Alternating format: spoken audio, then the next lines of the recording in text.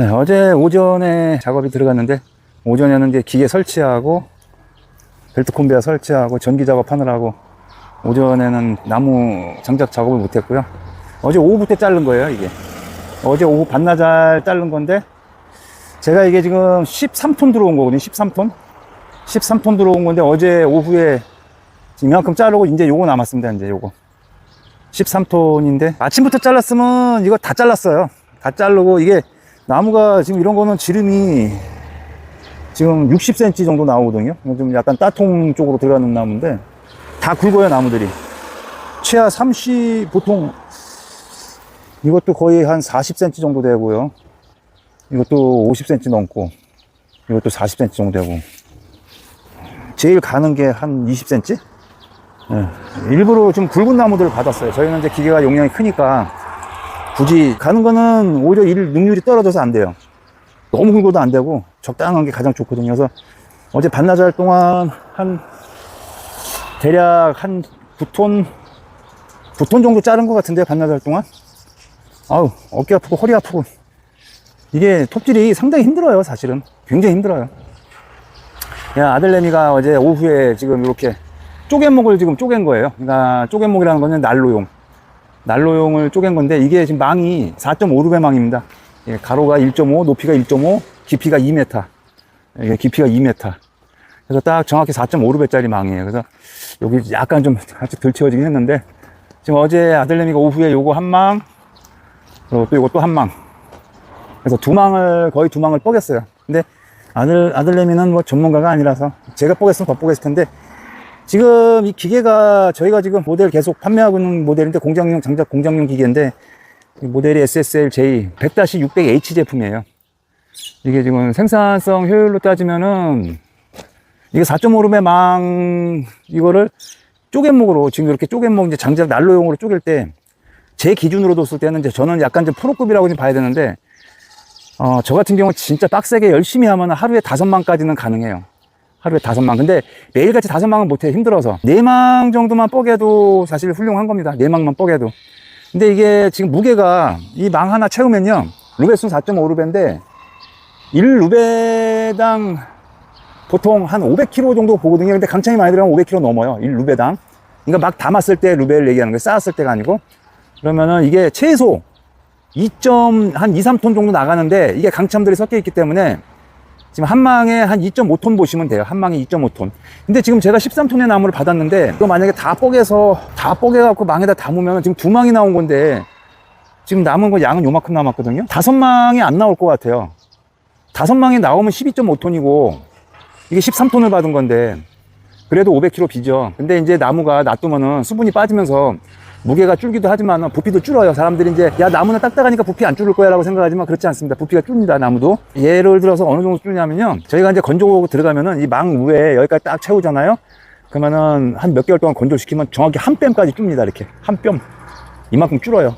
근데 그 줄는다는 그 개념이, 제가 봤을 때는 수분이 빠지면서 미세하게 나무가 뭐 부피가 줄을 수도 있겠지만은, 그런 것도 있고, 제가 보기엔 그게 원인 중에 하나인 것 같고, 또 한 가지는 이게 시간이 흐르다 보면 이게 엉성한 부분들이 자리를 잡으면서 이게 조금씩 더 주저앉아 가지고 부피가 주는 그런 것도 좀 없지 않아 좀 있는 것 같아요. 날이 덥습니다. 낮에 오늘 이거 다 뽀개야 돼요. 일단 마저 다 자르고 다 뽀개고, 이제 요거를 뽀개는 장면을 한 영상을 한번 올려봐 드리겠습니다. 나무를 이제 한번 뽀개는 모습을 보여드릴 건데요. 먼저도 유튜브 영상이 업로드된 장면들이 있는데, 댓글 다시는 분들 보면 위험하다고 말씀하신 분들이 많아요. 근데 전혀 위험하지는 않죠. 당연히 기계인데, 모든 기계는 다 위험해요. 이제 위험하니까 그만큼 이제 맨 처음에 사용할 때는 습달이 될 때까지는 그냥 그 몸에 익힌다는 그 개념으로 서두르지 말고 천천히, 그리고 가장 안전한 모션이 어떤 모션인가에 대해서 심도 깊게 생각하고 그 기계를 활용하는 것이 가장 정답인 것 같습니다. 저희 거는 지금 이게 기계가 지금 쟤는 그냥 샘플용으로 제가 그 연습용으로, 그러니까 손님들에게 이제 시연용으로 이제 저희가 이 기계를 놓은 거예요. 근데 원래 이 기계는 출고될 때는 여기 리미티드 장치까지 다 장착이 돼요. 그래갖고 도끼날이 바닥을 안 찍게끔 높이를 조절할 수 있어요. 내가 예를 들어서 60mm, 6cm 전에서 자동으로 멈추게, 페달을 계속 밟아도 자동으로 멈추게 하는 거, 뭐 그게 3cm도 될 수도 있고 10cm 될 수 있고, 그 기능이 들어가요. 들어가기 때문에 바닥에 손 깔려고 손가락 잘라지거나 그럴 일은 없어요. 근데 도끼날이 이렇게 내려오는데 여기다 손 집어넣으면 당연히 손가락 잘라지죠. 근데 일하는 사람이 여기다 손가락 집어넣을 일이 있겠어요? 자해하려고 하지 않는 한 여기다 손가락 놀 일 없어요. 그리고 이게 요령이에요. 이게 어떻게 되냐면은 절대 이 손가락이 절단목 위로 올라가면 안 돼요. 이렇게 올라가도 이렇게 절대 잡으면 안 돼요. 항상 손바닥으로 나무 측면만 잡으면 손 다칠 일이 없어요. 그리고 유압은 그렇게 속도가 빠르지가 않기 때문에 손바닥을 펴서 나무 측면을 이렇게 잡으면요 절대 다칠 일 없어요. 그리고 이제 시연하는 걸 이제 보시면 알겠지만은 도끼날이 이게 손바닥을 측면으로 절단목을 딱 잡은 상태에서 도끼날이 내려오면서 나무를 딱 쪼개는 순간 이 손을 계속 여기다 놓는 게 아니라 손을 위로 올리는 거예요. 도끼날 위로. 그러면은 일부러 다치려도 다칠 수가 없어요. 왜? 손이 도끼날 위에 있는데 어떻게 손을 다쳐요? 다칠 수가 없어요. 그래서 맨 처음에 여기를 잡는 이유는 등분을 나누기 위해서, 정확한 등분을 나누기 위해서 자리를 배정해서 잡아주기 위한 목적으로 여기를 잡는 거예요. 그리고 도끼날이 딱 나무를 찍는 순간 이걸 계속 잡고 있을 필요가 없어요.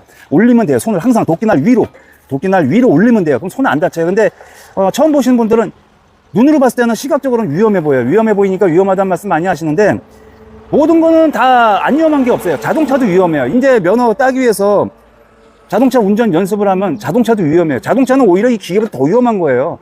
이 기계는 다쳐야 손가락이지만 자동차는요, 사람이 아주 사망을 할 수 있는 아주 극한적인 굉장히 위험한 도구예요. 어떻게 보면은. 그 자동차도 위험한 거 다 끌고 다니잖아요. 근데 이게 유압도끼가 이게 위험하다? 그러면 나무 뭘로 뽀개요? 어떻게 뽀개요? 뭘로 뽀갤 거예요, 그러면은? 뽀갤 수 있는 게 방법이 뭐가 있어요? 위험하지 않게끔 자기 스스로가 몸에 익혀야 돼요. 익혀야 되고, 위험하지 않은 방법을 갖다가 터득을 해야 돼요. 저희가 이 기계를 설치하고 나서 항상 안전교육을 시켜드리는 이유가 그거예요. 왜? 사람이 다치면 안 되는 게 가장 1순위예요. 나무를 많이 뽀개 돈을 많이 버는 것보다 사람이 안 다치고 안전하게 오랫동안 사용하는 게 1순위이기 때문에 저희가 2시간가량 안전교육을 시키고 사용 방법을 숙지시켜드리는 이유가 그것 때문에 그래요. 제가 시간이 남아서 2시간 동안 현장에서 떠드는 게 아니에요. 안전교육은 무조건 필수로 저희가 시켜드려요. 왜? 다치면 안 되니까. 큰 마음 먹고 기계를 들여놨는데 써보지도 못하고 사람이 다치면 안 되잖아요. 그래서 이제 제가 나무를 뽀개는 모습을 잘 보시면은 생각같이 위험하진 않을 수도 있겠구나 라고 아마 느끼실 수 있을 거예요. 자, 그러면 제가 일단 쪼개목을 뽀갤 거예요. 난로용을.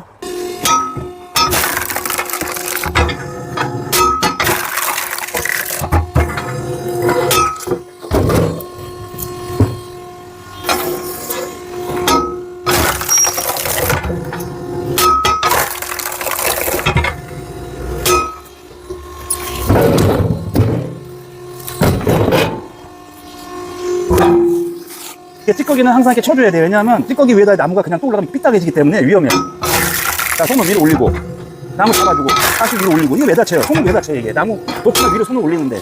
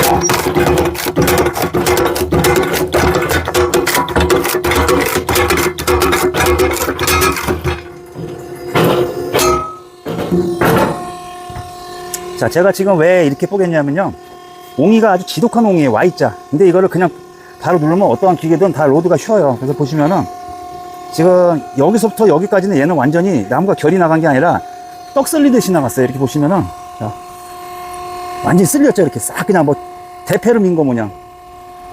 그쵸? 이렇게 나갔어요. 그리고 보시면은 안에가 결이 이렇게 난잡해요. 지금 이게 Y자 옹이가 이제 그 뻐개져서 그런 거예요. Y자 옹이 다 썰렸죠. 근데 이게 기계가 이 기계는 실린더 압력이 지금 누르는 압력이 13톤이에요. 그러니까 저희가 유압 공식 정확하게 계산해서 나오는 거를 말씀을 드리는 거예요. 13톤.